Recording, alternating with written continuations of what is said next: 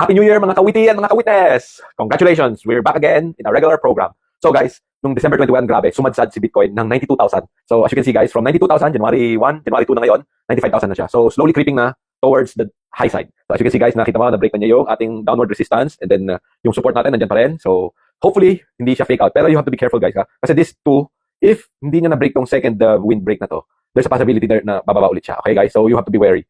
Our 95,000, kailangan ma-break na niya to today ng 96, 97. But if not, umabot siya dyan, 97, tapos bumaba ulit siya, there will be a cascade of selling again. And then afterwards, we have to wait until Donald Trump sit down and kaboom! So nakikita ko guys, prediction lang to aabot ng 130,000.